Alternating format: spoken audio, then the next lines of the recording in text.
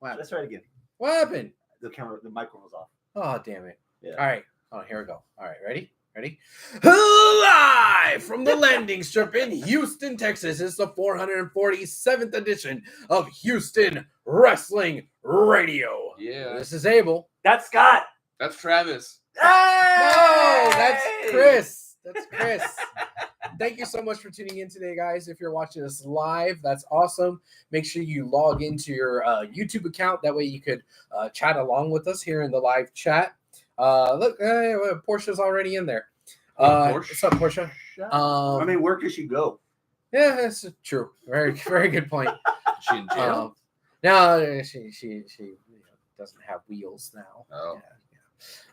She got them legs. Start walking. She does have no legs. God damn. Oh, great start already. I know, right? If you're not watching us live, that's okay. You can interact with us on Facebook, facebook.com/HoustonWrestlingRadio, or just drop a comment down below. And cheers, ladies. Cheers. Yeah. Hey. Oh, let me open my liquid death. Yeah. All right. Yeah, make sure you hit the subscribe, click on the bell, get everything going so you know when we go online. Yes. Yes. Ooh, convicted melon. Yeah, I can see why this one's not your favorite. Thank you. Yeah. Oh, dang. That's your favorite, isn't it? No. It Why almost do you have that one? it tastes more like cucumber than it does melon. Yeah. Yeah. I tried it once and I was just like, nope. And then I got it a second time because I was like, all right, I'm going to give it a second chance. Nope. And you're not getting a third strike from me. So. Portia says, these legs hurt, damn it. True. That's fair. It's been a minute. Yeah. There was a show that happened while we were gone. Oh, yeah. This one. That one. Cash at the Castle, The Revenge. I didn't go to it. No. I just bought this. Yeah. You went all the way over there just to buy the jersey? Yeah. Dang. Dedication. Well, those tickets were fucking expensive. Were they? Yeah. And they sold out really quick, too. I think, like, the nosebleeds were, like, still going for, like, £200, which is, like... You sure they sold out? I saw the clip of Drew and someone that we will mention in a bit, and the way they shot the angle, there was a huge-ass black curtain there. Yeah, but, I mean, they would have sold those tickets if there's more. They would have sold those tickets if they weren't fucking $500 each ticket. And they were doing that whole buy one, like, get the SmackDown and the the pay-per-view together or whatever. PLE, whatever. What's up, Robert? Expensive. What's up, Robert? Robert Midland in the chat. What up, man? Anything good happened at the pay-per-view? Yeah. God, it's been a while. It has been a while. I need to jog my memory. Cody AJ was good.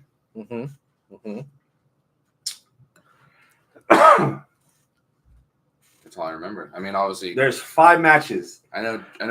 Let's guess them. Okay. All right. Cody and AJ. Drew and Priest. Right. Right. There was a girls' match. Oh, Piper Niven and Bailey. Alba Fire and Isla Dawn. Isla Dawn won the tag belts against Shayna Baszler. And what did the other one? Yeah, what did he call her on Raw the other night? He couldn't remember her name. Was there like 2 weeks ago? He couldn't remember her name, and he was just kind of like, he pretty much was like the other one. Yeah. And who were the champs? Oh, Jade and Bianca.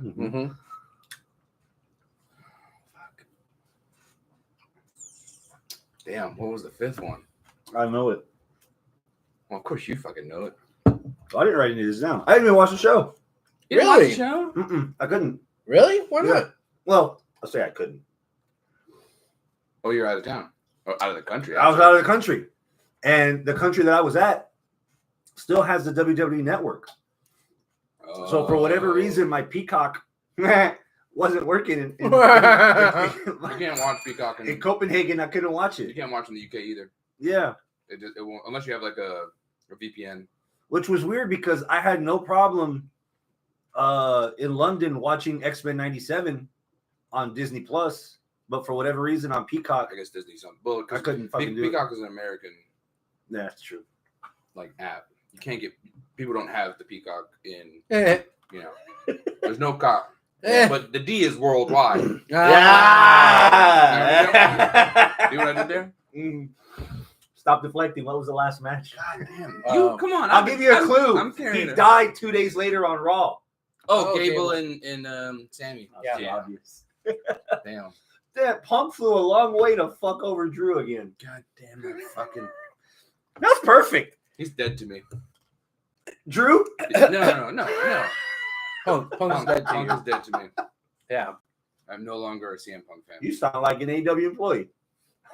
Or you sound like a Scot. Oh, that too. Yeah. He's dead to me. Yeah. Not all the Scots were booing from what I saw. Most of them were. Mm-hmm. A lot of the Scots in Scotland were you booing at home? I was laughing. I thought it was funny, especially when you did the two. And I was like, okay, that's you window liquor. Yeah, that was funny. Priest getting caught up on the top rope. Funny. Oh no, that was ugly. Yeah. Yeah, I was concerned for Priest there for a moment. So was Drew. Yeah, Drew he froze. He was like, hey, goes, is he alive? Yeah. Is his ankle just ripped out of its socket, or is he alive? Yeah. I didn't see it because I fucking looked away for a second. I just saw him hung up, and I was like, oh, it's like that's an interesting spot. I've never seen that before. And then they played the replay, and I was like, oh, his brains were this close to becoming mush. Yeah. On that apron. That was an awesome spot. Well, also, didn't Jade have a little foobar there with the ropes as well? Coming into the ring, right? On the hot tag? During, I think, the AJ match, he mentioned to the ref that the ropes were loose. So the first match was AJ and Cody, you could see him, because I watched this video about how Jade slipped, and it's like, it's not Jade's fault, the ropes were loose. And so then, like, AJ's up there, like, shaking the ropes to the ref, and it's like, they're loose. Yeah. Because his spot looked, when he did the little, what's that thing he does, the flip, AJ, when he does the flip? The elbow? Yeah. Oh. Like the flying elbow, whatever it's called, the springboard elbow, whatever. He almost fucked that up, too. So, it just seemed like one of those things where it was all loose. Yeah. It was all loose. It's not the first time we've been to seen a show that had loose ropes. True. Shit, we went to a show, they had no ropes. So 2 nights later on Raw. Yeah. Drew quit. Right. But didn't really quit. Right. I thought it was interesting. I liked it. I like the direction of the story that they were going with Drew on this. What else was he going to do? So he quit, and I get it, and it was entertaining. And I mean, I don't care that I didn't buy it as a real quit. I knew it was a kayfabe quit. Yeah. I don't care. I was compelled enough by the story to be like, oh, this is interesting. Yeah. All right. Well, what's really going to happen after this? He couldn't even start the promo because the fans were still chanting CM Punk. And you can see like the inside in his brain's about to collapse. Just about to explode. Yeah. He could have went 2 ways. He could have like destroyed everybody and like broke things and beating people up, or he could have just been like, I'm not doing it. I'm quitting. And I was like, that's cool. Yeah. I've been liking what they're doing with Drew. Yeah. He's entertaining. Wyatt 6. The Wyatt 6. What you got first? Chewing. He's stinking with his mouth. So, I think that was some of the most entertaining stuff I've seen on WWE in a while.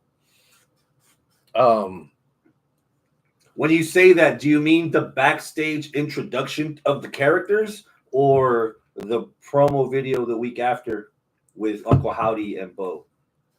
Well, I still haven't seen the video with. Oh fuck! Why didn't you say anything? I could have showed that to you too. Well, I forgot. Dang. It was very like had that same feeling as the Jarrett one. Like Jarrett talking about Owen dying and Bo talking about Bray dying. It was very similar. Obviously, completely different stories and shit, but like similar vibe. I'm kind of expecting Eric an interview with Rowan about Brody Lee passing. Oh yeah, that would fit in perfectly with that, and just have everyone have someone in their life that they're doing this for. Yeah, and bringing them all together. It's like, I'm sick because of this, and I'm fucked up because of that. And just have them all together being that's the group that no one wants to fuck with because your brains will get blown out and end up on the wall. Nikki Cross can talk about how she like became a superhero, like how she didn't want to be a superhero or whatever. That could be her gripe. Yeah. The death of her hero. Yeah. Mm-hmm. You could definitely make that work. Man, that Wyatt stuff. That was Dexter Loomis lost his wife. Yeah, he did. Wait, he did? Indy. Oh, damn. Yeah, because the first thing that happened after the Wyatt 6 thing happened was she tweeted out divorce. Oh, Indy tweeted divorce. Damn. That's good. I like how they're using social media and like videos to like actually get it over. Mm-hmm. Like Sammy was like, "Did you see it?" He's like, "I went home. I was at the hotel room. I didn't see nothing. Like I'm safe." Like he played like like safe during Wyatt 6 interns and shit like that. So it was cool like that they're like, and Jimmy afterwards. Oh, the promo. He was just like, he can have the fun flies. I don't want the fireflies anymore. You can have them back. I don't want that smoke. And then they kind of ended the Pat McAfee show the next day. Like they did that little glitch on the screen or whatever. I would have liked that more if the next day when they announced WrestleMania was going to be in Indianapolis, like I saw pre-recorded, but it's like he's not on Raw. His show that's not on the WWE network or world gets turned off, but then he's in a video promoting WrestleMania. Yeah. You know what I mean? Yeah. Just wait a week. Like we could have waited a little. I guess because they were in Indianapolis anyway. Yeah. Mm-hmm. But I just wish that you can't kayfabe everything. Well, they were able to wait a week with Chad Gable. Yeah. Was it a week or less than that where he tweeted an image of a body crawling out of the cemetery grave? Yeah. Speaking of death, the Jarrett promo, you mentioned it earlier. You guys got a chance to watch that one before we started recording. Yeah. What'd you think? Man, that was some heavy stuff. I don't know why I didn't think about it sooner. I don't know why, like I was, Jeff Jarrett was always really good friends with Owen. That was always a big thing. Fuck, how did we all just like forget that until like, okay. And I know Jeff Jarrett's been like persona non grata, for a lot, damn, like whenever WCW went under, he was always like, the paper champ who was like the last champ who really didn't deserve it. Then he went into TNA and he took it over because it was, and he gave himself the title and he was the king of the mountain. He was a champ for like 2 years. Yeah, like most of that. Yeah. There was a lot of go away heat with him for a while. And the whole Kurt stuff and that. Yeah, a lot of people picked different sides there with Kurt and like, I don't know. He never ingratiated himself to the fans, Yeah. But I mean, I can't like hate on him for what he's saying. He was fucking pouring out his guts about like Owen dying, and everybody loves Owen. His wife dying too. He brought that. Yeah. So on the same day, like that's like anniversary, not literally same the same date. The same date. Yeah. He's still not gonna win it though. You know what? I would like to see him in the finals. Yeah, get all the way for to that the promo. Sure, yeah, that's the first time since TNA that I actually had an emotional attachment. Whether I booed the good heel Jeff Jarrett or cheered this guy that I just saw on my TV 10 minutes ago. For a promo like that, it'd be a waste for him to lose in the first round to some New Japan guy that no one's ever heard of here in the United States. Yeah. You cut a promo like that. You got to go to the final. You got to at least win your first fucking match. Yeah. Yeah. I Who else is in it? Jay White. So Jay White and Pac have won to the next round. We're gonna preview the Battle of the Dragons. Bryan Danielson and Shingo Takagi are actually gonna wrestle. Their first round's actually at the pay-per-view, and then Jeff Jarrett versus a wild card entrant that's supposed to be backed by the Elite because they cut a promo on last night that the mystery guy is from their camp. So it might be someone we haven't seen yet, or it could be Okada, or Jay White again. I don't know. Jay White's in the Elite. I mean, not Jay White. I'm sorry, Jack Perry. Because Jack Perry's. What about Hangman? Where's Hangman at? Well, that's a good guess. So Hangman's that's interesting for a while. because he was supposed to be the face in the whole feud with Swerve because Swerve broke into his house and cut a promo on his baby. Yeah. Yet Hangman's the one that's been getting booed. Yeah. And then the Young Bucks as heels suspended Hangman. So in that logic, Hangman should be a babyface coming back. So I don't see Hangman being the Elite or they're just, representative. They forgot about that, and they hope everybody else forgot about that. It's like, oh, he's back. He's an Elite. Yeah. Yeah. Did y'all get to catch Jacob Fatu's debut on SmackDown? Yeah. I did. Mm-hmm. Not live, but. Same. Not live, but what'd y'all think? I think it was very well done. Good execution on actually making him seem like he actually meant something. Yeah. Because anytime that you bring in an indie person to, the main roster of WWE, there's going to be a lot of people who are like, who the fuck's that guy, right? Yeah. But even if you don't know who the fuck Jacob Fatu is, it's kind of obvious that, oh, this is another Uso, but he's crazy. Yeah. Like, they did a good job of just showing, like, no, he's another one, but he's a little off, right? He's the one we don't talk to. Yeah. So even if you don't know him, oh, shit, who is this guy? You know? Yeah. And he takes out the three biggest names on SmackDown. Yeah. Easily. Mm-hmm. What do you guys think of now this streak of three guys, Tama Tonga, Tongaloa, and now Jacob Fatu, skipping NXT entirely and showing up on the main roster, as opposed to Solo and the Usos and Roman Reigns and most of the indie people that had to serve that NXT run before showing up. This is probably the first time since AJ Styles that just showed up straight to the main roster. It's just right time, I guess. Yeah. Yeah, I mean, it makes sense for the story. If you're trying to tell a bloodline versus bloodline, Civil War. Yeah, if you're trying to do that, you don't have the time to just kind of muck it up by throwing people into the oven of NXT. Mm-hmm. Like, no, you just go ahead. They're taking that's a big risk.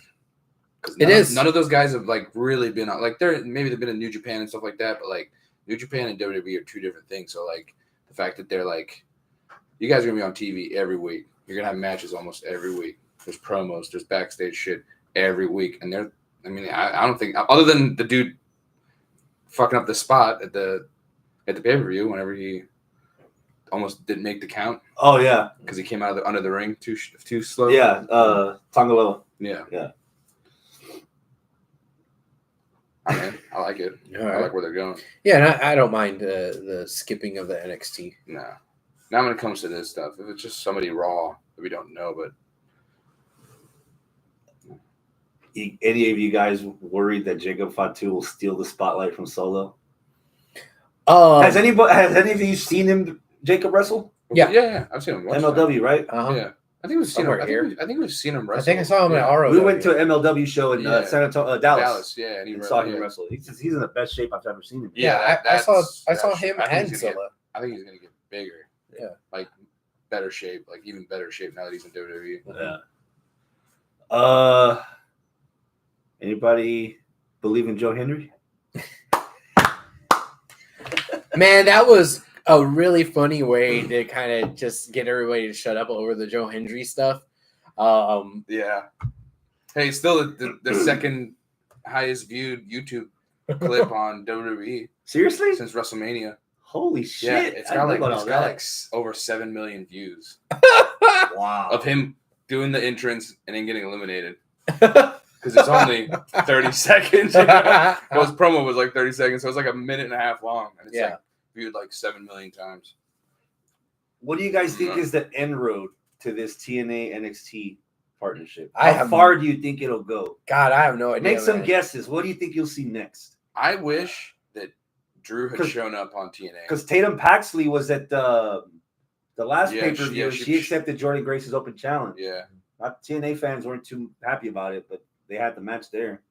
And right now, the next pay-per-view, Slammiversary, Moose is in a 6-pack challenge match. So far, it's Moose and Josh Alexander and 4 other people yet to be determined. Yeah. You never know. It could be anybody. I don't see literally anybody from WWE. Yeah. Yeah. I could see them adding in somebody who's not doing anything but still Mello. You'd send Mello to TNA? Mm-hmm. That'd be pretty good. I mean, he's not really doing. I mean, for a one-off. Yeah. To pop a rating, and like, oh, hey, look, Moose. Oh, okay. Number. You know. I think number. Okay, number. Yeah. I wish. This is part of the reason why I wish whenever Drew quit that he would like show up they at were. If TNA. they were. I wish they were doing shows like instead of pre-taping and having Drew go to and then have him in that match. Have him win the belt. No. Dude, he wins the TNA title and he brings it to WWE because he at TNA he can have a match without interference from Punk. Yeah. Or Punk screws him over again. And in TNA. You know? Wow. Or he's ready for it. Yeah. Like he's about and he thinks he's gonna get screwed, and that fucks with him. Like CM Punk's music hits. He hesitates. The crowd would go nuts, and then Moose comes in and does his fucking finisher on him.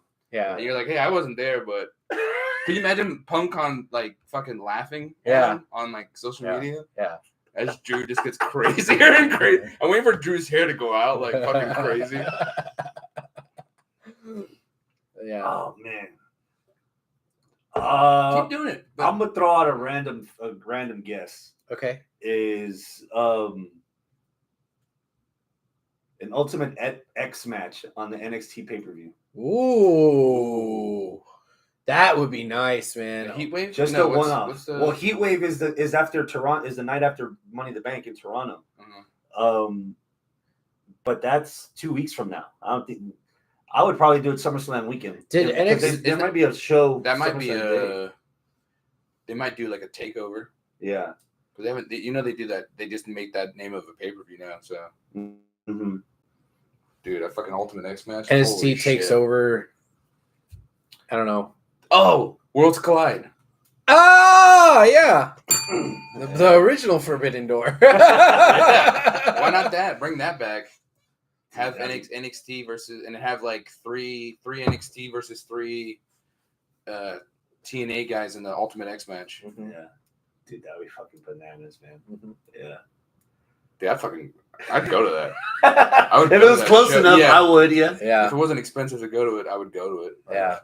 That'd be fun. If it's in like fucking Shanghai or something. Yeah. Fuck it. I'm going anyway. Xinghao. No. You could have like Jordan Grace and Roxana too. Again? Yeah. You could have that match. Joe Henry versus somebody.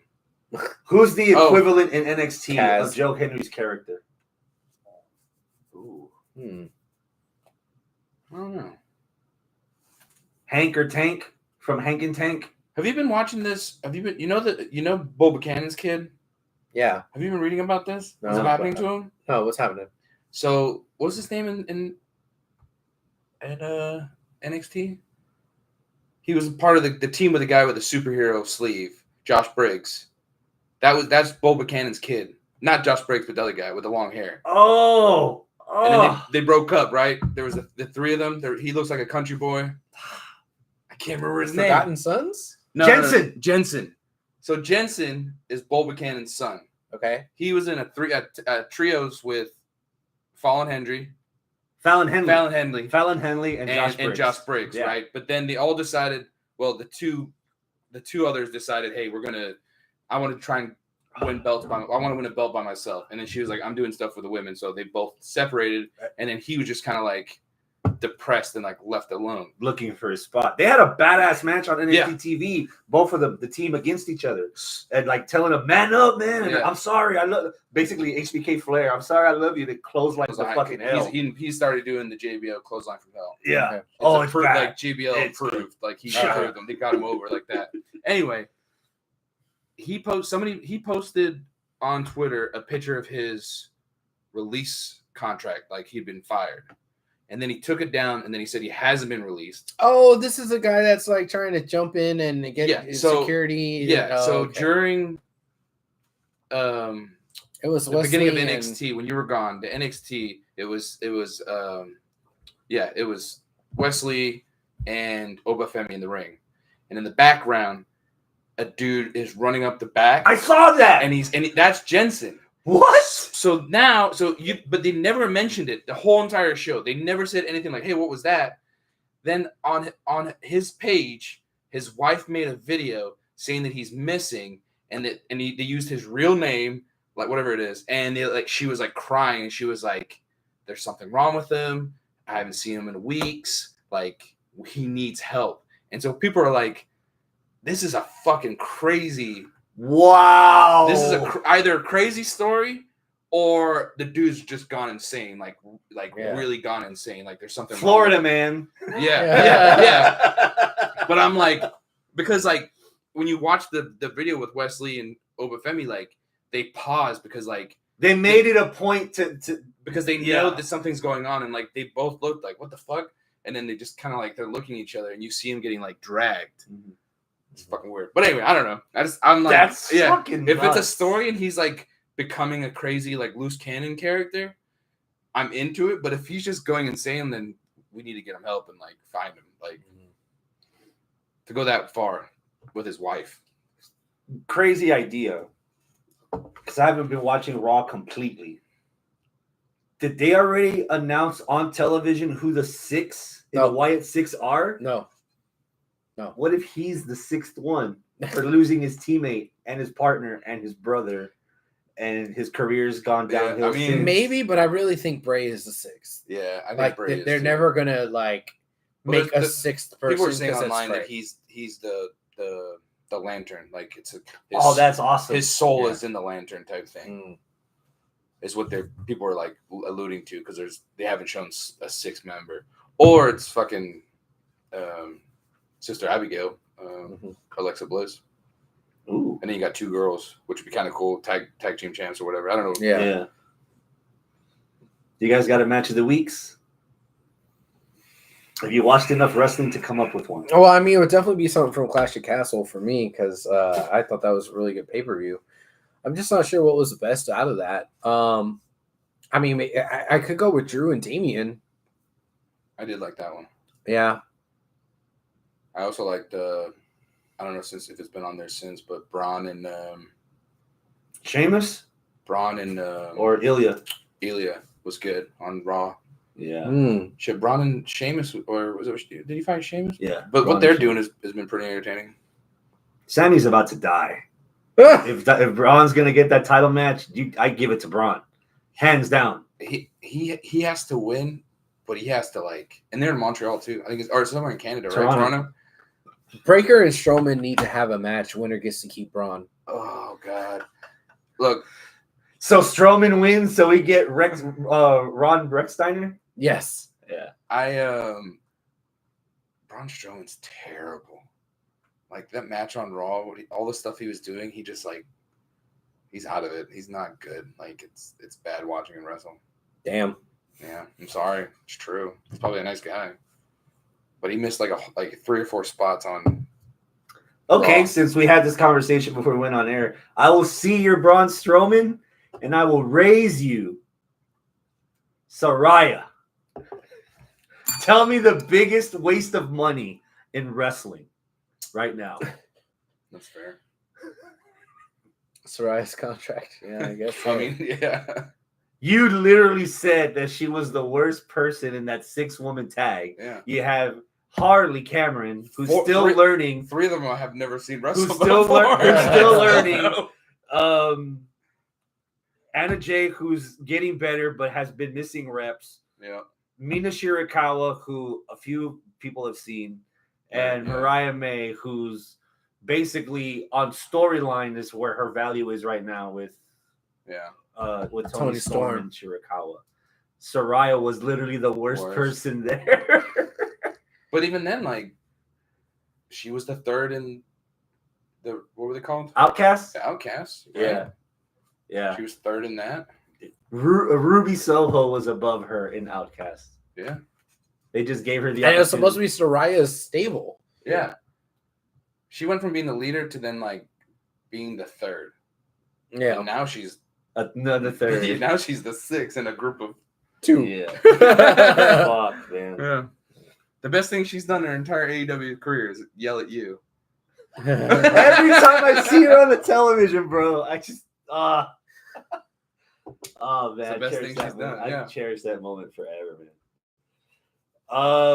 I showed y'all another match before we started, and that's kind of like the style of wrestling that I'm really enjoying right now. Is that blood sport kind of shit, where you mix in wrestling with like MMA, jiu-jitsu, Malachi Black. When the matches get long, Will Ospreay has a little dabble in that with his kicks and his flying ability. Zack Sabre Jr. and Kyle O'Reilly on Dynamite last night was fucking good. That when AEW had the idea of we're gonna bring back sports-based professional wrestling, that's the shit I wanted to see. That's you fair. know, and it's been very few and far between. A little bit more now, but not like that as much like that in the beginning. Has Zack Sabre Jr. ever fought Malachi Black? I don't think so. I would like at least not in any like high profile. Maybe somewhere in the indies that maybe 50 people saw. Or like Yeah. I would like to watch that. That'd be good. So that'd be entertaining. We got AEW Forbidden Door. Oh no! Guess how many matches are on here? Too many because you're still scrolling. Yeah. guess a number. 8. 17. In the middle? You're closer. Oh shit. 15? 13. Including the pre-show. Oh, that's so 15 because they have 2 matches on the pre-show a lot of time. No, total 13. 10 okay. matches on the pay-per-view. 3 on the pre-show. And let me remind you, we still have Rampage tomorrow and Collision on Saturday. They could announce more because they announced a couple this morning. Like, because they're trying to get everybody on. They want to have everybody get a payday, everybody get exposure. So they're grabbing all these people. Great, but like, if WWE did that years ago, like at WrestleMania, where like the matches that they cut sometimes, like they'd be fucking out of business. Like nobody wants to sit through. Now we're sitting, and I'm sure you've already talked about it, but now you're going to be sitting through 2 nights of SummerSlam. Like, yeah, we don't need. Like, I'm fine with that. Like, do 2 nights, but 15 matches. And I don't even think SummerSlam is the show that you do 2 nights for. No, I don't either. It's the Rumble. Mania and Rumble are the only 2 that I would do a fucking 2 nights for. Both Rumbles on one night? No.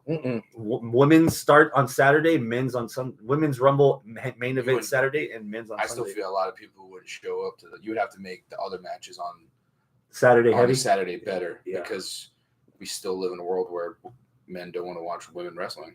So. And apparently, a lot of women don't want to watch women's wrestling either. So you would have it's sports in general. You would have to flop. Everyone wants it's equality. We need to have women's sports, yet they're bleeding fucking hemorrhaging money because the women that say they wanted equality aren't the ones that are filling the seats. Exactly. Yeah. Unless it's Caitlin Clark. Mm-hmm. Yeah. And Reese. Yeah. Yeah. No one's watching Reese. Yeah, Caitlin Clark's the money. Mm-hmm.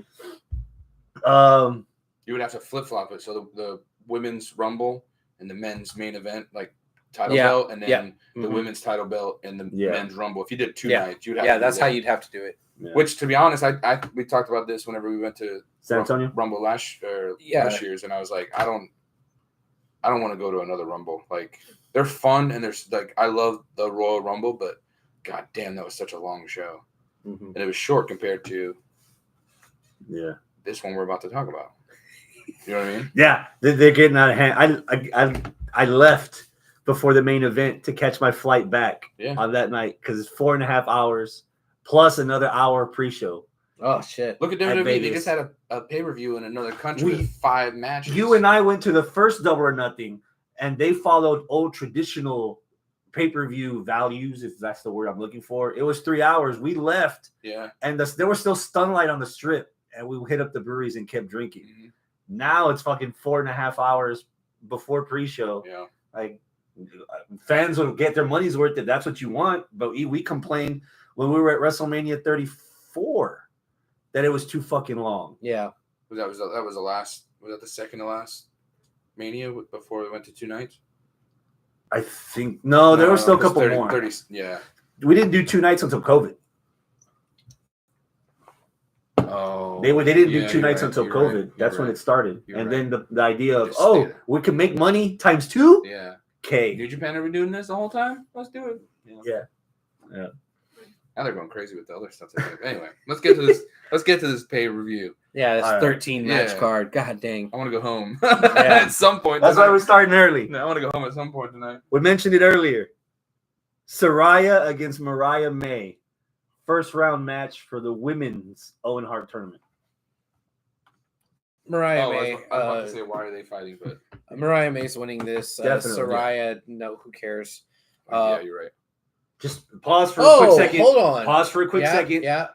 You might have needed this context. Winners of the Owen Hart tournaments get title shots at All In Wembley. Right. Okay. I'm going to, not because of what you just said, but because of something that went off in my own head. No, Mariah May's not winning this. She's going to be bounced out of the first round. Saraya's going to get past the first round, but that's it because she's good fodder for somebody else better. And Mariah needs to not be in a match because her whole thing isn't that she's a good wrestler. Her whole thing is that she wants to be a sidekick to 2 different good wrestlers. She wants to be friends. Yeah. So she doesn't need to win this to still be relevant, but Saraya kind of does. And she could be good fodder to put somebody else over later on in the tournament. So yeah, Saraya is winning. My anticipation level is at a 5.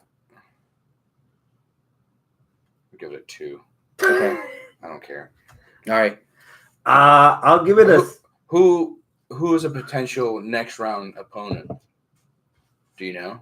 I didn't get a chance to take down the brackets for the women because they hadn't. I don't think they've done anything yet in the tournament. They've already started the ball rolling on the men's. I can see. I'm with you. I think that's. I was gonna say no to Saraya, but whatever. I think right now the character that has more value on television is Mariah May, but not in her matches, right? That's what he said. Yeah, you're not in, like her matches. That match that we watched just before here was entertaining, but like. You're not like, oh, I hope she wrestles. But what is she going to do? What happens after Forbidden Door? You think the rivalry's still going to continue, or we're just going to go back to status quo, Mariah May and Toni Storm, which would mean Mariah May having a victory? No, I mean, you would think that. Because think about it. You would think that she's going to turn on somebody's turning on somebody. Sorry, I'm going to interrupt here. Go for it. You got the bracket. I got the bracket. So the winner of Mariah May versus Saraya is going to take on the winner of Deonna Purrazzo versus Hikaru Shida. Okay, yeah. I've already made up my mind. Shida versus Saraya. No, Shida's no. I've got Purrazzo versus Mariah May. This whole story from the beginning. Mariah May's Toni Storm's protege. Who's champion right now? Toni Storm. Exactly. The payoff of the story is Toni Storm versus Mariah May for the women's title at Wembley. That's what this whole story's been built up to. You think Mariah and May the fact that Mariah May is going to take Mina's side is going to be the division between Toni Storm and Mariah May. So that's going to fuel the rivalry once Mariah May wins the tournament and faces Toni Storm, her ex-protege. The other side of the bracket is Willow versus Serena Deeb and Nyla versus Statlander. Nyla Rose is still Willow there? versus Statlander. Again, this is the stories that have been on television. So you have her winning this tournament? Who? Mariah May? Yeah. No, you're wrong. I've got Mariah May winning. I just love Mariah beats Statlander because Willow has unfinished business with Statlander. I love that you have so much faith in WWE. You heard that? I heard it. I heard it. In AEW, the jersey's bleeding through, bro. AEW booking. Like I just A&W. love that you have A1 sauce. HP. Yeah. I do want to change my mind, but not because of what you said, but because now I'm looking at the brackets, and I think you're partially right.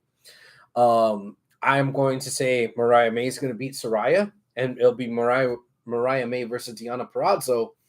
Deonna's winning. She's going to do the whole kit and caboodle. That way we get Deonna versus Toni Storm again. Because remember, Toni Storm kind of fended her off a little bit. It was like, okay, no more title shots for you. And this is how she gets her title shot. And this is how she gets her title shot. And she also makes it personal by beating Mariah May. Ooh, in the I like semifinals. that. So. In the semis. Yeah. It's still the semis, but yeah, that's going to add more fuel to the fire. What if you validate Chris Statlander's heel turn by beating Tony Storm for the title at Wembley? I mean, maybe, sure. Because as far as, again, name value that's in that tournament, what are the names? It's Willow Nightingale. Technically, Soraya. Technically. A name, yeah. Names. Yeah. Willow that have been on storylines, because consistent storylines for the last 3 to 6 months.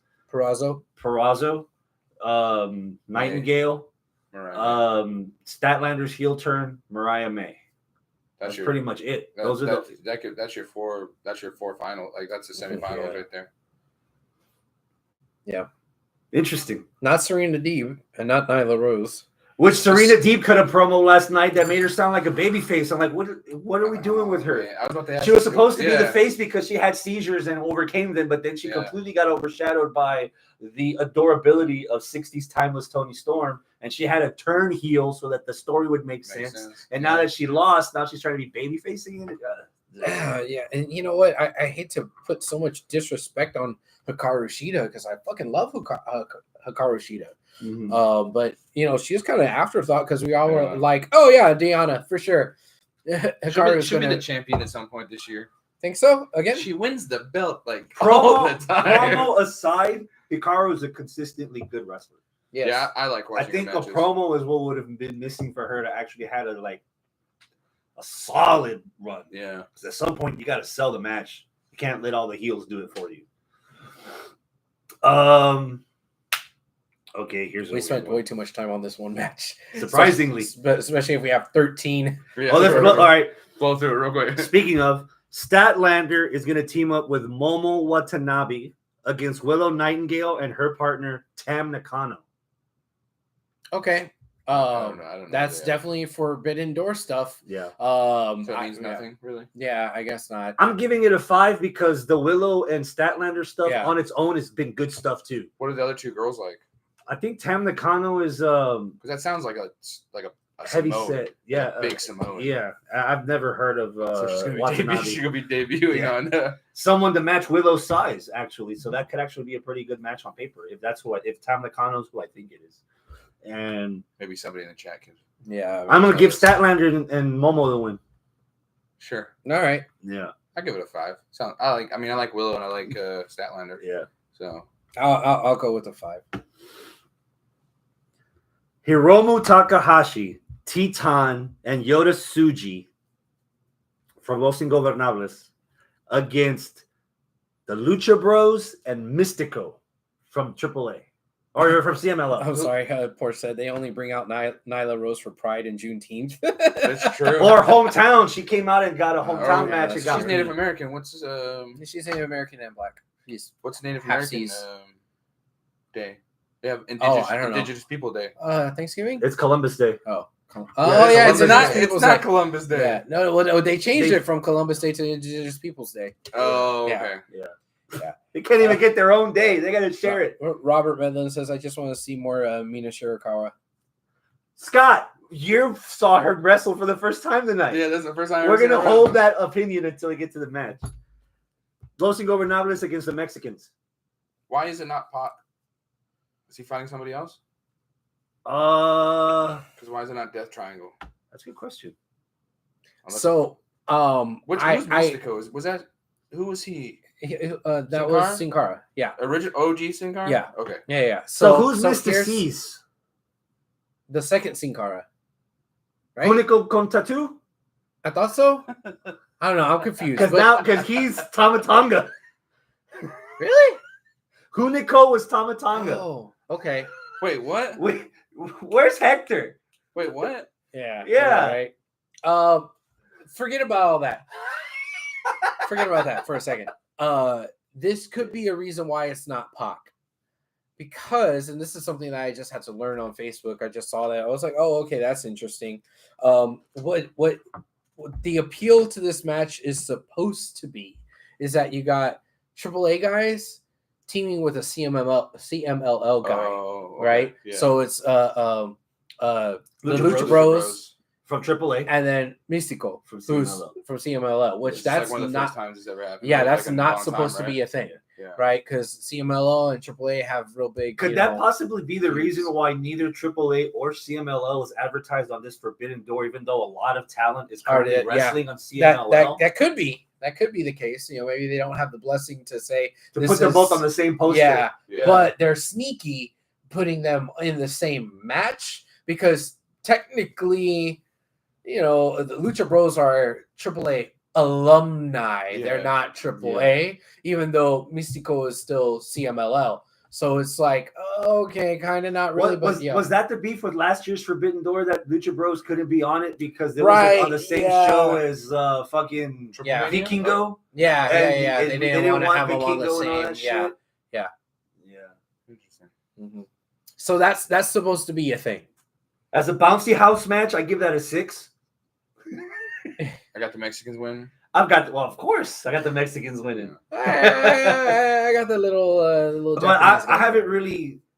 I'll get him. If Hector were here, he'd tell you Yota Tsuji is going to be one of those next new young pillars of New Japan. I haven't really had a chance to see him wrestle, so I'm probably going to give this an honest shot at some point. Because again, the pre-show is free on YouTube, so you can catch. Wait, this later. is pre-show? Yeah, these 3 matches are pre-show. Oh my god! I thought you were just naming them off. Give me another fucking match. Jesus Christ! So these 3 pre-show matches are done. Wait, what was the third? That one. The Mexicans against the Japanese. What was the second one? 2 girls matches. Owen Hart tournament. Girls match, tag girl match. Okay, gotcha. Hechicero. All right. Against MJF. All right. Hechicero, dude in all black. Do you know Hechicero? He had that badass match with D-Bry. Oh, I don't think I've seen it. He's been in a couple of matches. He's actually been doing. He gets a lot of people's attention. Where's he from? New Japan? AAA. No, CMLL. Yeah, he's CMLL. Yeah. I really like what I've seen from Hechicero. Yeah. He's rough though. He had a match on Collision against somebody, and it was bad. And I really like Hechicero, and I absolutely love MJF. I think MJF is my favorite currently wrestling wrestler right now. So yeah, I'll say I'm an 8 for this match. Are you liking Triple MJF? Yeah. I like MJF. With the jacket, the leather denim jacket. Yeah, but that boy's on juice. You think he's on the juice? Yeah, it's not simply orange. There's shit in it. He's not Orange Cassidy right now. I'm waiting for that heel turn. Would you say it's the juice? Because he's Jewish? Stop, bro. You know what? I like both of them. I'm at a 4. Okay. After watching Hold on. Yeah. After watching the last match of Hechicero on Collision, this match is going to be it's going to be a clash of styles. MJF has done some shit to surprise us where he can do the hardcore stuff or he can do the flippy dippy. The whole build to him finally doing the suicide dive and landing on his feet when fucking Phoenix and Pac and all other flippy dippies can't land on their feet and everybody just shat their britches. Yeah. For whatever reason, this is just going to look ugly. It's going to be an awful match. I'm at a fucking 4. You know what? I don't know. Based off of what I saw between MJF and Roosh, I think he could pull off a match with Hechicero. I think the other reason I'm kind of down on this match is because that was a rough match, man. When MJF first came back and he was rattling off names, he mentioned Okada. Okay. And I would have rather seen MJF wrestle Okada than wrestle Hechicero. Okay. A little bit early to blow it off, though. Yes, I agree. But it's Forbidden Door. They blow stuff all the time. Yeah, but he's in the company now. Yeah. See? Yeah. I'm still at an 8. I got MJF winning. Okay. Where are you at? Just thinking about Okada backstage. Sorry. Thinking about it, blowing it off. I mean, I like him. I would say Okada is just as much a waste of money as Saraya. And you would think that Saraya's nice boobs will be worth it. But no, Okada's got some charisma that's been like bubbling underneath that we haven't seen yet. And it's just, I'm liking it. It's gonna take more than that for the value of what they're paying Okada. But so far, I'm digging this. I'll give it a 5. I like both guys, but I mean, I like. I got MJF winning, but I'm yeah, MJF's winning it, but I don't know. Yeah, fine. All right. Orange Cassidy against Zack Sabre Jr. I'll go with this being an 8 as well. Just because I really like both of these guys, and I want to see what Zack Sabre can do with Orange. You want to talk about a clash of styles there. I want to see if Orange can keep up. Right? I'm not sure if he can keep up with Zack Sabre, but I think he could.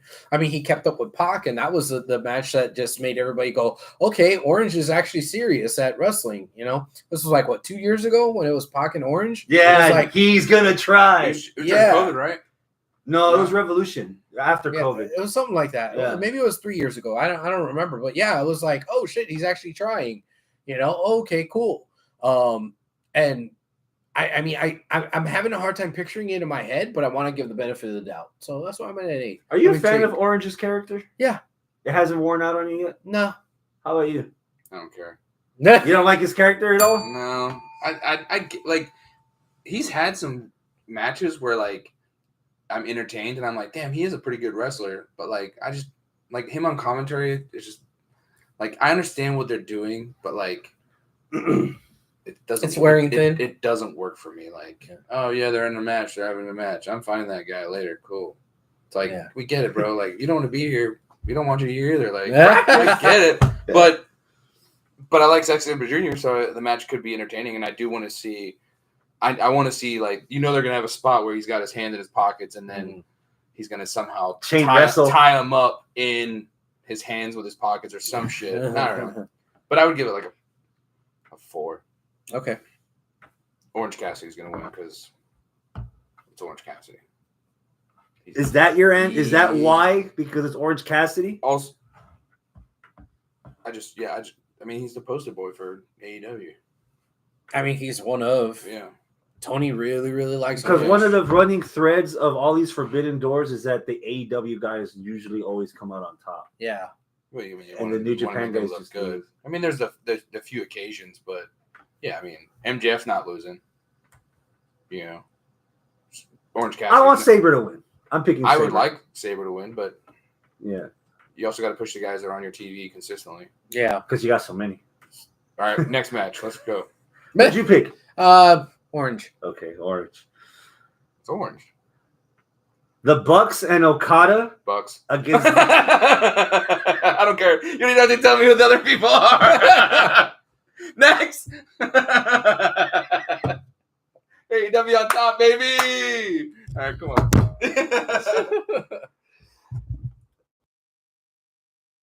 Against the Acclaimed and Hiroshi Tanahashi, the Scissor Ace. They no love for Billy? What happened to Billy? 6. Why is it a 6? You like Okada? No. Dang. You know what? I do like Okada. You like Okada's matches. Yeah, I do like Okada. I don't think I like Tanahashi. And it feels like that's kind of they're really forcing him in with this because, it's Forbidden Door, so we got to have him in there, you know, instead of Billy. Yeah. So it's like, okay, whatever. I mean, they got 2 days to beat up Billy, but they got 2 days to beat up Billy. Beat the Billy. Gotta whip Mr. Ass. 6. I haven't seen Okada and Tanahashi together enough to get tired of them. Unlike other New Japan fans that have been watching it for decades that have seen all 45 of their matches. Is that a guess or is that an actual like? That's a guess. No, that's a guess. That's an embellishment. Close, yeah. It's probably like regardless how fortunate we were to watch. Wait, how many Wrestle Kingdoms are there? Yeah. 19. Oh, okay. So yeah, it was like 13. Yeah, like the amount of matches we have tonight. I kind of in the same boat with you guys that if I had to choose, I would have rather picked Billy to be the 6th person. Of course, either way, it's too many. Yeah, but of course, it's Forbidden Door. You want to have New Japan heroes against old AEW. But why does it have to be in this match? Because it's Forbidden Door. It's the pay-per-view where it's illegal. It's okay. But I mean, because it's Okada. It's like, oh God, we got to bring in the one person that's beaten Okada. Because Acclaimed ain't gonna beat Okada. You know. I don't really care about this match. Well, guess what? I've got the Bucks and Okada winning. Yeah. I'm at a 5. Me too. Yeah, I'll give it a 5. Yeah. Round 1 of the men's Owen Hart tournament. Oh, let me bring up my brackets again. Sponsored by HBO. The American Dragon, Bryan Danielson, against Shingo Takagi. There you go. Bless you. Thank you. Gesundheit. The reason Pac's not wrestling tonight is because he already won in the first round of the tournament. So Pac is going to be wrestling Jay White. On this pay-per-view? No, in the tournament, Owen Hart tournament. So then why is he not in the match? Huh? He's in. It's a triple threat. It's a trios match. This first round match is Danielson and Chicago. He's not fighting on the pay-per-view. Wait, what are we confused about here? Pac is not wrestling because he's a part of the tournament. Yeah, but he's not having a match on this. Yeah. So that has nothing to do with the. You know what I mean? You know what I mean? Like, he's free. He's available. So he wanted to wrestle. He's just gonna be there, like he's hanging gonna be out, there chilling. Yeah. Okay. With his Death Triangle people, but number. You guys go have fun. Battle of the Dragons. All right. So Danielson versus Shingo. Mm-hmm. God damn, that sounds like a banger just on paper. That's kind of got me almost fully erect just for that. I'm at a 9. I noticed. I'm at a 9. He's stroking this like it's someone else. Is that what that smell is? Yeah. You know what? I'll go ahead and say 9 too. Yeah, I'm at a 9. Who do you got winning? Brian cut another one of those promos where it's like, you know what? I tried to do this and I failed. I tried to do this and I failed. And I tried to do this and I failed. My redemption is this Owen Hart tournament. So it's a shame that you don't have an outsider in the next round like Shingo, who could probably make some noise if he lasts long enough. But I've got Danielson winning this. I'm at a 9. I got Danielson winning. Yeah, this is the road. This is Danielson's road to retirement, and he's just wrestling all the people he wants. Yeah, like he wanted Shingo, and HBO they did it. Yeah, just for shits and giggles, the person that with this. The other match. The other match, is Claudio versus Pac. So the winner of this match fights Claudio or Pac. So we can either get Danielson versus Pac, first time ever, or Danielson versus Claudio, BCC. What's on the other side? The other side is Ray Phoenix versus Jay White. Jay White beat Phoenix last night. Phoenix is in the tournament. All right. White beat him last night. So all right. White's So Jay White, and he's going to take on the winner of Jeff Jarrett and the wild card, whoever the wild card happens to be. Elite guy. Yeah. Elite branded guy. I'll give it a 7. LOL, AEW wins. So, Yeah. Speaking of New Japan, Moxley defends the New Japan World Title against Tetsuya Naito. 5, and Moxley's winning. I don't give a shit. I really don't like Mox, and because it's Forbidden Door, I don't think Naito's winning this. LOL. Fucking AEW guy wins. Yeah. So their first match where Moxley beat Naito for the title wasn't bad, but it didn't leave me with the sense of, oh man, I wish they run that back. Okay. I've got Moxley winning. I'm at a 5 also. Okay. Yeah. I got a Moxley winning, and I'll give it a 2 for Naito. I really don't like Moxley, like at all. Title for title. TBS championship and the New Japan Strong Women's Championship. Okay. Mercedes Moné against Stephanie Vaquer. 4, and Mercedes is winning. Is it that obvious? Yeah. I've never even heard of this other girl. When they won the belt right? She beat Nightingale? Yeah. How many defenses has she had since? 2? Like on regular TV? I mean, yeah. She wrestled Zeuxis on Dynamite a few weeks ago, and I actually thought that was a pretty good match. Zeuxis looked really good in that match. When's the next big Japanese and New Japan show? It just happened. Well, when's the next one? The she next could just drop the belt then. You know, I think the next one is G1 Climax, and that starts in the middle of July. AEW's got to have all the belts, so her walking around with 2 belts, which is, I'm gonna get a lot of heat for this. I think I'm more impressed with Stephanie Vacker's presentation throughout this entire story than I have been with Mercedes' entire like worn out tire tread, stripper dancing, hose title run junk. There other than the cleverness of the name, there isn't anything of her gimmick that has evolved her as a person or as a character. She's just doing the same old shit with like dollar store freaking material and merch instead of like a big budget production. Yeah. And at least Stephanie Vacker looks like somebody that I wouldn't want to piss off. You know? And I like the little touch that Mercedes went to Mexico after Vacker defended the strong title at CMLL, and they had a little face-to-face and a little something. So I'm interested in the match. As much as I dog the character Mercedes Moné, she had one of the better matches that night against fucking Nightingale. True. So was that more Nightingale though? I'd say it's equal. I would say it's equal. And there's room for Vacker to impress me because I haven't seen Vacker wrestle. It what could have clinched it was actually having Vacker wrestle a match on AEW so that people would see her. Still got 2 days. If it happened, well, we still do have 2 days because it hasn't happened on Collision that I've noticed that I've known of. Monet's 6. I want Vacker to win, but I feel like they spent all this money on Monet. She's winning this shit. She's winning both the belts. I'll give it a 5. Yeah. Monet. Yeah. Monet's winning. Yeah. LOL. Yeah. All right. What's up next? 6-person ladder match for the TNT title. Konosuke Takeshita. Who's the champ? It's vacant. It's vacant. Because Edge broke a leg. He literally broke her leg. Yeah, break a leg, kid. Okay. Takeshita, Mark Briscoe, Jack Perry, Dante Martin, Leo Rush, and El Fantasma from New Japan.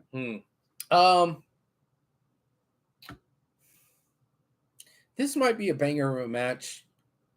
7. I don't know who the fuck is gonna win this. Let's take a step back. Okay. How valuable is Mark Briscoe as the Ring of Honor World Champion if he's in a ladder match for a secondary title on AEW? Well, that's the world champion. Yeah, the Ring of Honor World Champion. Wow.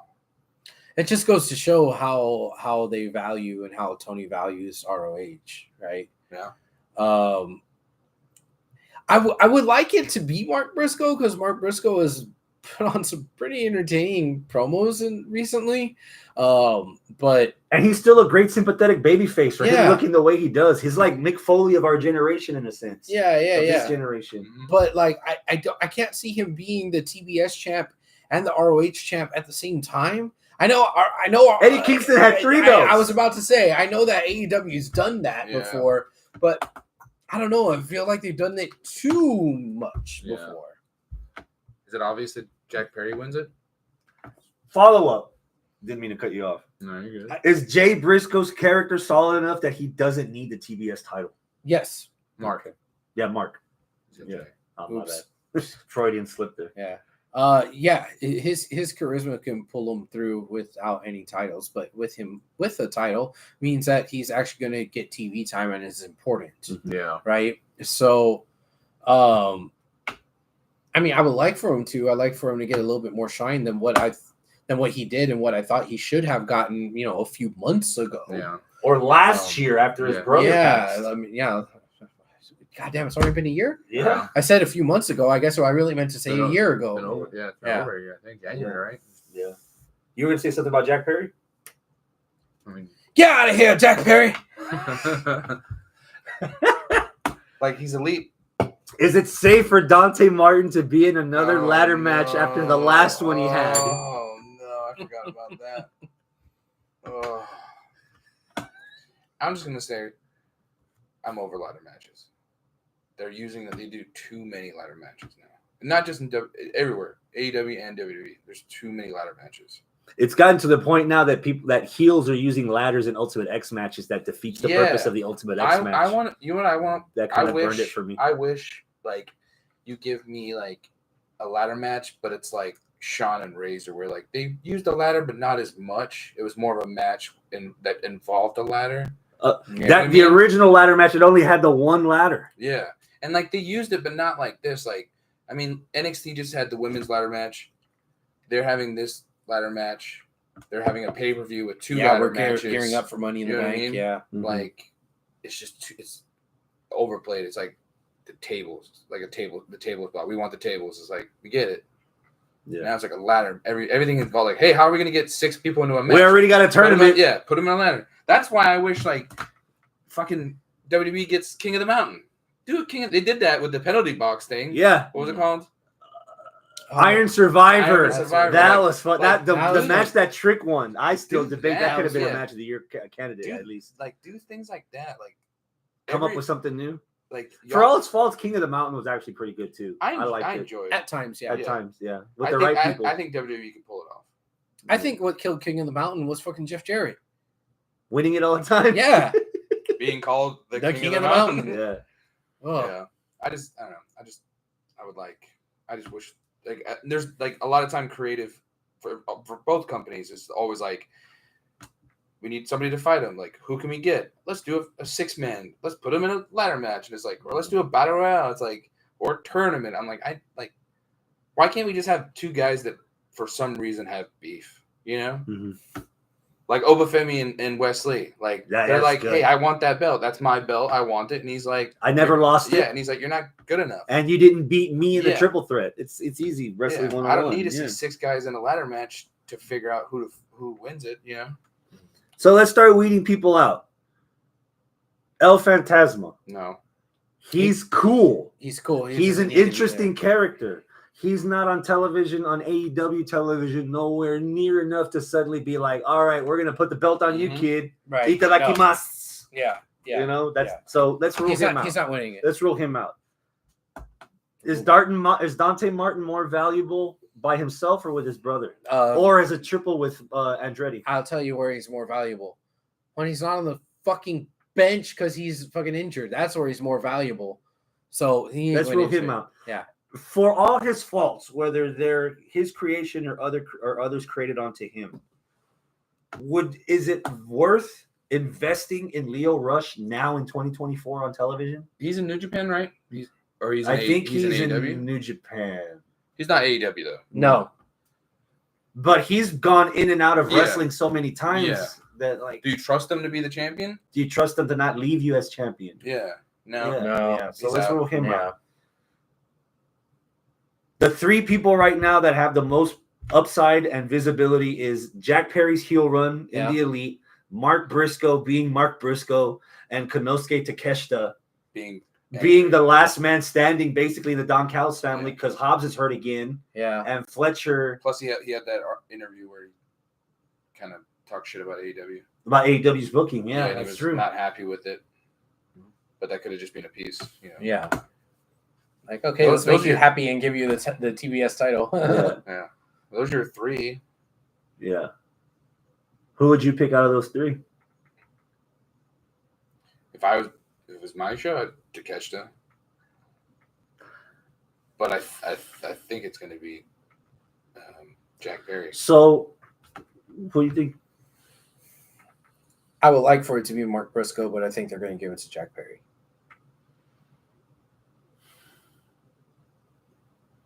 I think it would fit the narrative at the moment if Perry wins it. That way everyone in the Elite has a gold belt.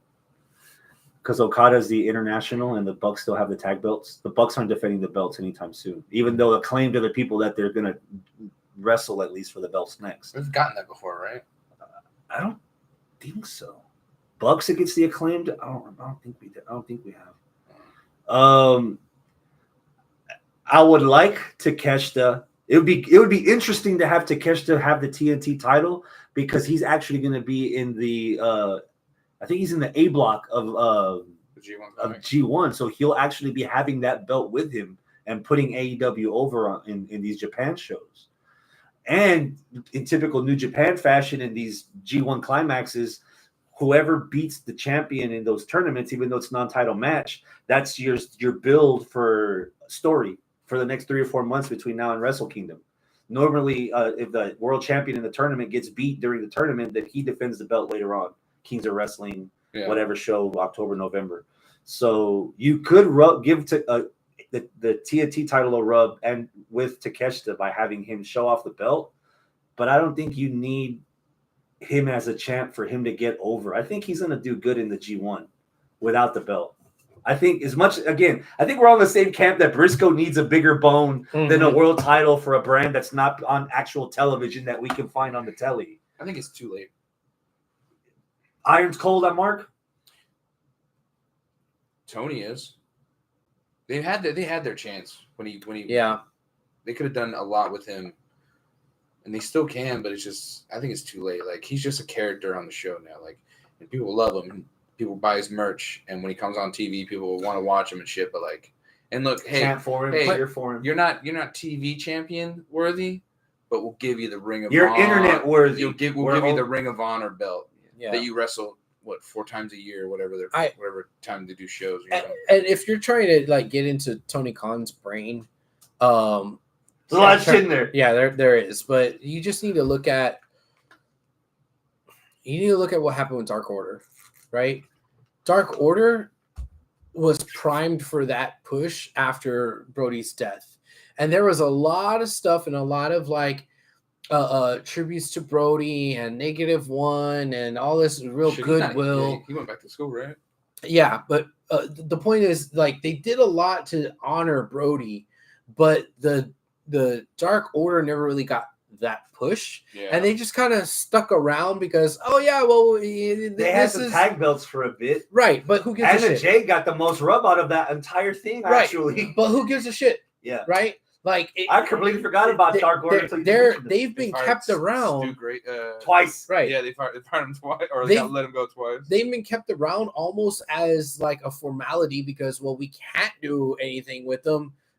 Like as far as firing them or changing their character because that would be disrespectful to Brody. But we're also not going to put a rocket to the moon on these guys. Yeah. I think that's what's happening with Mark.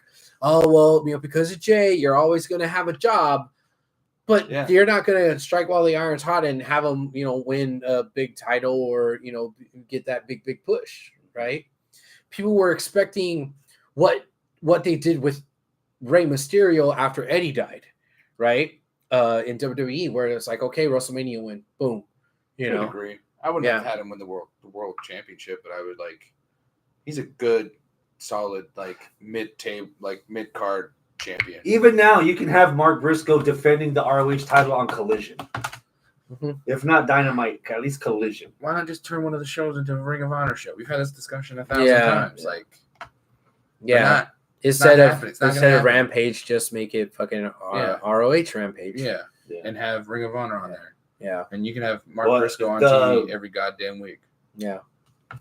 HBO, Time Warner, whatever the company is, Warner Brothers, they have an ownership stake in AEW. They don't have any ownership stake in Ring of Honor. So they're only going to worry about putting stuff that they own. Yeah. Well, then let. I've got Jack. I'm at a 7. I should be more excited for this match because of the people that are in it, but some of these people have been hurt in these kind of matches. I don't want to see that shit again. The real question, I saw that shit live when the fucking dude got broken both his fucking ankles and shit. I'm like, oh no. The real question is, we should ask who's getting out of this who's going to walk out of this match. Perry. He's not a high flyer. He's not doing this crazy shit, and he's a heel, so he's gonna do the least. He'll take one big bump. I could see Okada backstage lowering the fucking belt for him. Yeah. Because Jack Perry has management in his back pocket. Yeah. So he'll have somebody help him win it. He's sitting at the console again, pressing buttons. Oh no! Bitch. Yeah, I'm picking Perry. I'm picking Perry. Yeah. I'll give it a Dark Order 5. Toni Storm versus Mina Shirakawa with Mariah May at ringside. We haven't done this in a while. Push, keep, fire. Toni Storm, Mina Shirakawa, Mariah May. Keep Tony. Push Marina. Fire Mariah May. Yeah. Oh. I'm the same way. Yeah. Is that easy? Yeah. Yeah. What about you? I mean, okay, sure. What's her name? Mariah May? No, the Mina Shirakawa. Mina Shirakawa. She's not AEW though, right? No, she's New Japan. Yeah, but she's been on AEW television before Forbidden Door, before the last pay-per-view. Yeah, but a lot of those Japanese wrestlers show up and like, yeah, that's true. Oh man, you know what? I'm gonna throw y'all for a loop. Okay. Fire Mina Shirakawa. Okay. Push Mariah May. Keep Toni Storm. Wow. Because I meant, and it's the same. It's the one thing that I mentioned earlier with Hikaru Shida. You have to cut a fucking promo. You have to cut a coherent, solid English promo. True. Mariah has that, and Mariah's got 15 more years. Toni Storm might have 5 or 6. Even if she bleeds this character out and goes the Wendy Richter route and wrestles it like fucking in Fabulous Moolah's age or Mae Young's age and pushes the older gimmick, she can make it work. She just keeps the same gimmick. But there's a lot of promise with Mariah May. There's a lot. That's fair. Yeah. Give me a number for this match. The Stardom belt is not on the line. Only Toni Storm's AEW Women's title is on the line. I kind of want to see this match. Yeah. I want to go with an 8. You're giving it a 10. I was 10. Okay. This has been one of the best stories right now in AEW. It's consistent. It's easy to follow. You know who the heel and you know who the faces are? Yeah. And even then, we know it as of now, as of what I showed y'all tonight, what happened yesterday. But the ultimate babyface in this is Mariah because she wanted everybody to get along. Mariah's got emotional ties to Shirakawa from Stardom. As a tag team, they did a lot of good stuff as a tag team there. Mariah's got a lot of things going with Toni Storm right now. You know, AEW where the breast wrestle. Stardom is just all women, right? Yeah. Yeah. And it's a part of New Japan? Yeah. New Japan. The Bushiroad, the company that owns New Japan, also owns Stardom. Oh, okay. And they're actually co-promoting shit. Yeah, dude, it's easy. This is a story that's so easy to follow that you can get casual people to watch it and they'll be like, they'll laugh at Toni and then they'll see Mariah being like, she's the little girl. And then Shirakawa's like, whoa, she is not a little girl. But after what happened last night, bro, Toni Storm looked like she was about to hulk up on Shirakawa after she hit her with that bottle. Yeah. Dude, it's fucking wrestling 101. It's working. There's not a lot in AEW that's working. This is good. I'm at 10. Tony's obviously winning this because it's AEW. Yeah. Mm-hmm. But in typical Tony Khan fashion, I wouldn't be surprised if he signs Shirakawa to be AEW exclusive. Yeah. He's been doing this in this entire Forbidden Door run. He hired Jay White. He hired Ibushi. He hired Ospreay. And now he's hired Okada. Naito is the only guy left on the main roster for the men that he could sign to a contract because Tanahashi's president now of New Japan. He ain't going nowhere. Yeah. But on the women's side of Stardom, he hasn't really, other than Mariah May, there hasn't really been. Willow's been independent before that. Monet, she was independent too, right? She just wrestled on Stardom. Did she wrestle? She wrestled a couple of matches for New Japan. She wrestled matches for New Japan because it was a New Japan women's title, not a Stardom title. Okay. So I wouldn't be surprised if Shirakawa signs on full time after this match. Yeah, and that'd be a good addition to the roster, I would think. But I got Toni Storm winning this. I'm in love with this fucking whole story. I want Toni Storm to win this. Toni Storm. Yeah, and what happens after could lead into what we would think is next on the storyline. Because again, if I think Mariah May's winning the entire tournament, Toni Storm and wrestles Toni Storm at All In. When's All In? August 20, the Saturday before Labor Day. Okay. Yeah.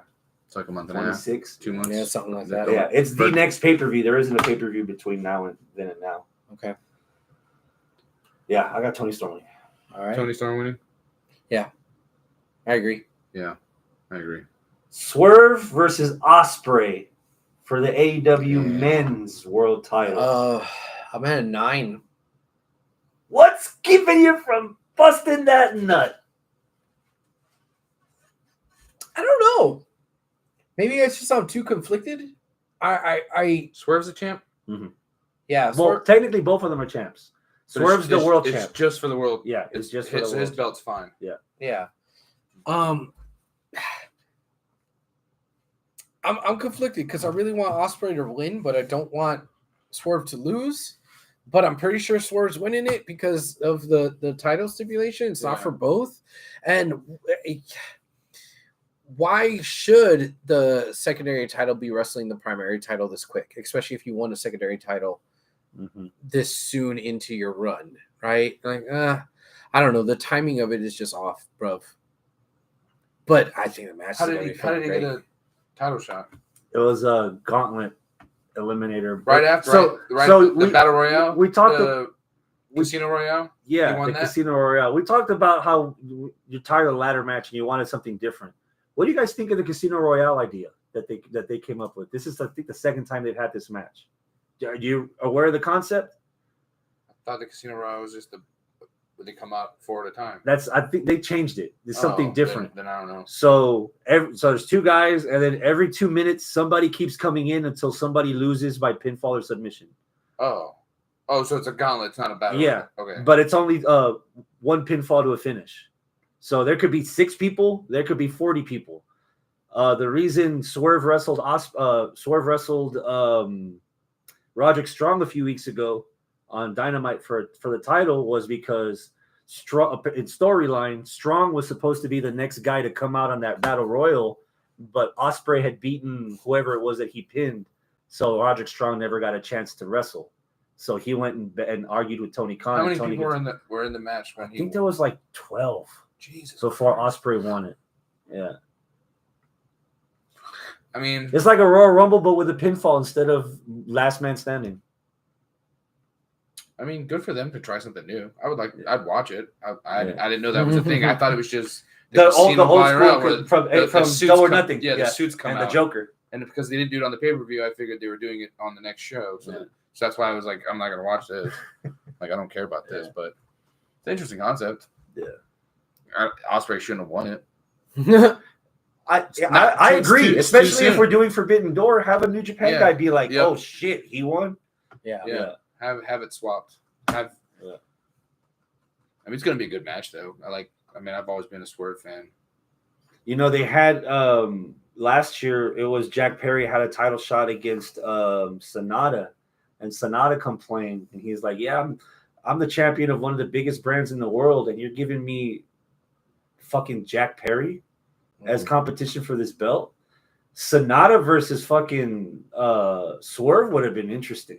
Yeah, because Sonata has that. Is this the main event? Yeah, Swerve and Ospreay is the main event. Sonata had that old school high flying stuff, but then as he started bulking up and getting bigger, and he left Los Ingobernables, he has a lot more of a grounded style. If you go back and if anybody goes back and watches that Sonata match with Jack Perry, that is not the same Sonata from 5 years ago at G1 or at Wrestle Kingdom.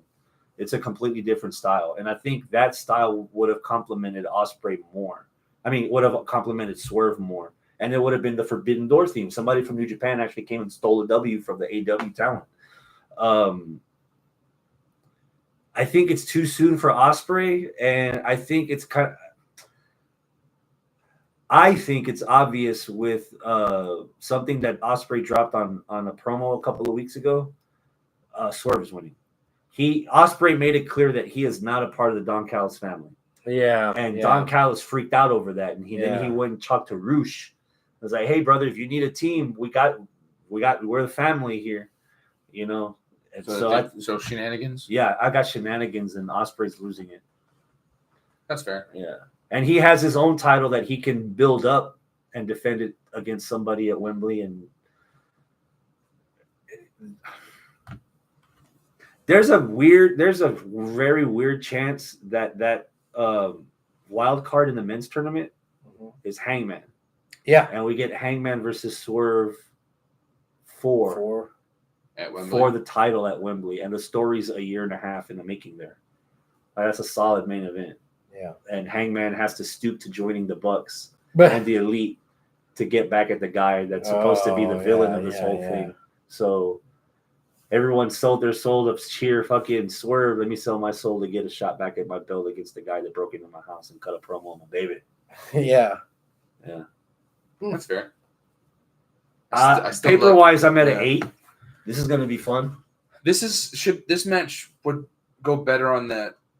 What's the other pay-per-view? Wrestle Dream or Dream? Wrestle Dream. October. That's where you'd be like, oh, I'd want to see that. But don't put the belt on. Just be like, one-on-one. And then Ospreay can win and be like, hey, I beat you. Like, now I want a title shot. Like, it's a good, but not, it's too early for that. Like, they're giving it too much. So. Which sucks because even with the story baked in that Ospreay loses because the Don Callis family turned on him, I still think it's too soon for him to lose. Yeah. Mm-hmm. I agree. So I'll give it an 8. Yeah, I'm at an 8. Swerve. 13 matches. I think my average was like 5.5. Yeah, I think averaging it out, I'm at about a 6. Yeah. About 6. Yeah. Like 6.5 maybe between y'all two. Yeah. I'll try to make an effort to watch this. There's some stuff on here. The women's title match, men's title match. I won't match. watch it live, but I'll catch some later. 4 of those matches. Yeah. That's the show. That's for Jesus, that was a lot. Damn. Anything else? I think that's it, man. For now. When are you guys previewing Money in the Bank? Next week. Next Thursday. Next week. Yep. So if you don't have anything and you don't have anything, tease the listeners and the viewers for next week. All right. Yeah. Do Money in the Bank preview. Who killed WCW? Oh, have you guys been watching? No. I've only seen the first episode. Okay. The fourth fourth and final episode aired last Tuesday, and it was interesting. Mm-hmm. There's some good stuff. There's some new stuff from the Rise and Fall of WCW documentary that WWE did like 15 years ago. Mm-hmm. They took Guy Evans' book and they adapted it into a show, and there's some new people. There's some faces from WCW corporate that I've never heard or seen before. Yeah. Kind of puts faces to names that you hear if you listen to 83 Weeks. Some of the Bischoff stories about that. Yeah, it goes into detail. This is good stuff. I could get my hands on it. Okay. If y'all want to get together. I have it on my DVR. We get together and watch it and do a review next week. Portia's the Vinces. All of the Vinces. Vince Russo, Vince McMahon. What other Vince? Are we missing another Vince? Well, I mean, those two are enough. Yeah. Have you told them what we've been watching? Well, what have you been watching? I think I mentioned it at one of the last recordings. It's the 10-year anniversary of Lucha Underground. So we've been going back. We've missed a couple of weeks. Yeah. We'll get back on it. We're on episode. We've finished 5 episodes so far. Oh, yeah. Season 1 of Lucha Underground. That's badass. Dude, Prince Puma and Johnny Mundo main eventing, I think, the first episode. Because it was the first match. The first ever Lucha Underground match. Oh, jeez, I don't know. Just think about it. Was it Penta, Aerostar, and Dragon? No. Those didn't show up until like the Penta didn't show up until like the 4th episode. Give it another guess. Classic. It's a classic. God damn it! Was it Mysterio and someone? No, Mysterio showed. You're close, but Mysterio showed up later. One more guess. Come on.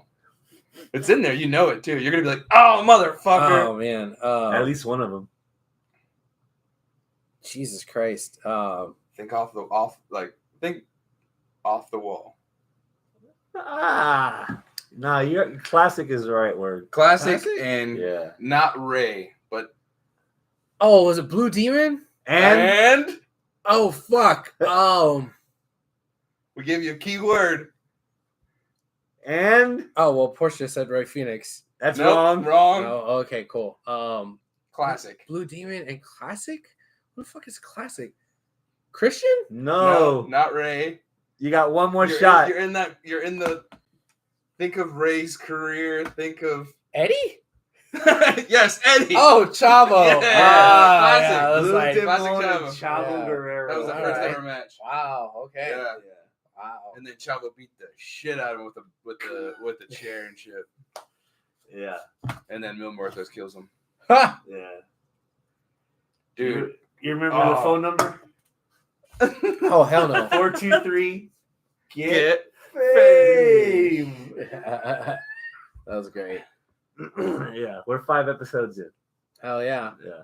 Dude, it's so entertaining. Like it holds up. It's the first episode. Like every single time someone comes out, yeah, we're all like, "Oh man!" Oh! Like that. And then Melissa Santos. Oh yeah. Evolving as a ring announcer. She's Sexy god awful. Star. Yeah. Melissa Santos, man. Yeah, man. I literally have just been watching Raw, NXT, and Lucha Underground. It's like I've just traveled back 10 times, 10 years ago. Yeah. That's great. All right, that's it. Show? Unless we. That's the show. That's it. Next week. You got anything coming up? Yeah. There's another Riot Wrestling Federation. I want to say August 9th. I might be wrong on the date there. I'll have to double check. I think it's August 9th. Yeah. All right. Well, then I guess that's a show. Dang. Adios, my friends. Keep it classy. Goodbye. Next week.